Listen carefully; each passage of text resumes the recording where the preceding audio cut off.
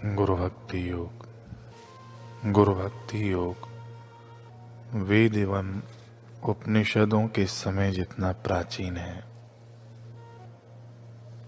हृदय की पवित्रता प्राप्त करने के लिए, ध्यान के लिए और आत्म साक्षात्कार के लिए गुरु भक्ति योग की फिलॉसफी गुरु सेवा पर काफी जोर देती है।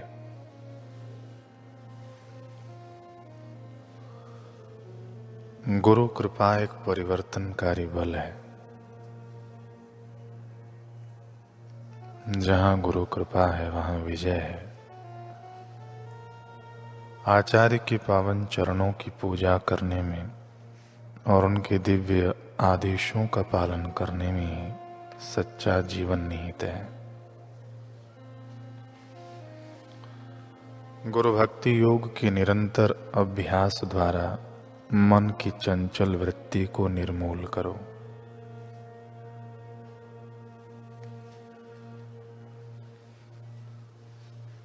इस लोक के आपके जीवन का परम ध्येय और लक्ष्य अमृत प्रदान करने वाली गुरु कृपा प्राप्त करना है।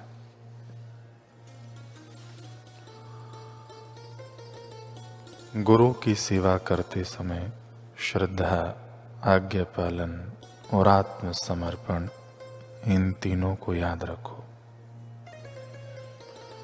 गुरु सेवा के आदर्श को अपने हृदय में गहरा उतर जाने दो। ज्ञानी गुरु की सहायता से सतत आध्यात्मिक अभ्यास जारी रखो।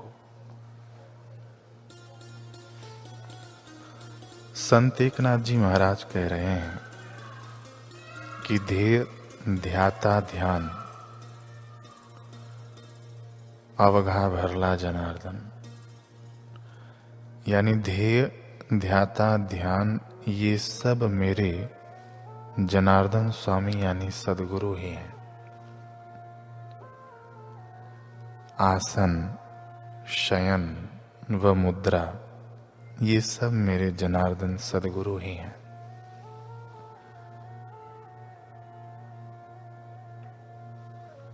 जप, तप, यज्ञ, याग ये सब भी मेरे जनार्दन सदगुरु ही हैं।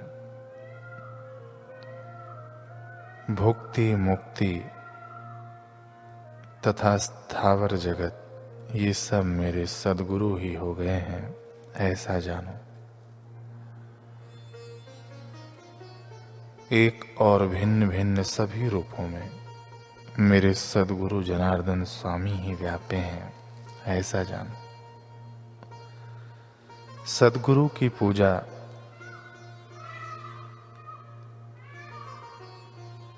सदगुरु का आदर कोई व्यक्ति की पूजा नहीं है,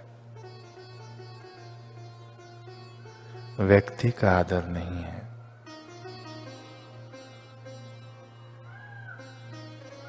बल्कि व्यक्तित्व का आदर है।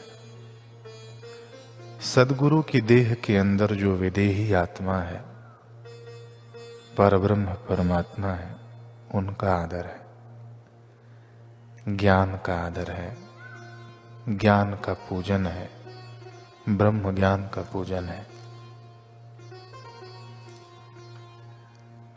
सदगुरु तो यह प्रतीक्षा करते हैं कि ऐसी घड़ियां आ जाएं कि शिष्य बदलकर गुरु के अनुभव से एक हो जाए।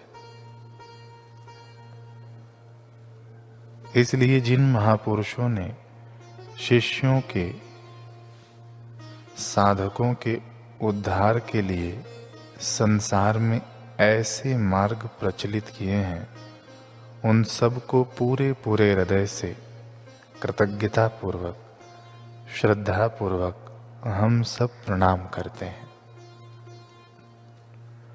वे महापुरुष किसी भी रूप में हो, दत्तात्रेय भगवान हो, आदि शंकराचार्य भगवान हो, सुखदेव जी मुनि हो, राजा जनक हो, ज्ञानेश्वर जी महाराज हो, संत एकनाथ जी हो, संत कबीर जी हो, नरसिंह मेहता हों अथवा भगवत पाद साईं लीला शाह जी महाराज हों, कोई भी नामी अनामी ज्ञानवान हो, ब्रह्मवेत्ता हो, जो संसार से पार हैं, उन सब महापुरुषों को हम लोग बड़े प्यार से अपने हृदय में स्थापित करते हैं।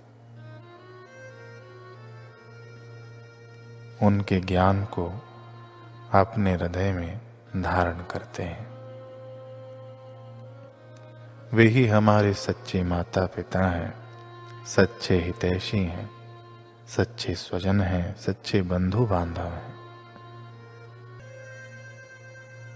ऐसे ब्रह्मवेत्ता महापुरुषों को हम क्या दे सकते हैं, जिनको सारी पृथ्वी का ऐश्वर्य तुच्छ लगा है, जिनकी सारी इच्छाएं और कामनाएं नष्ट हो गई हैं,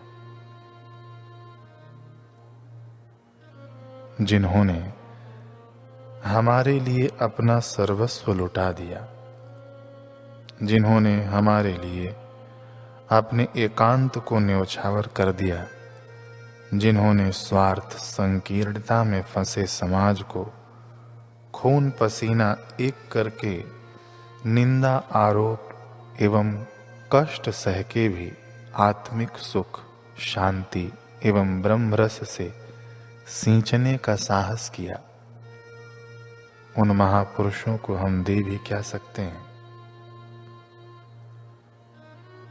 हमारे तो उनके चरणों में हजार हजार प्रणाम हो, लाखों लाखों प्रणाम हो, करोड़ों करोड़ों प्रणाम हो।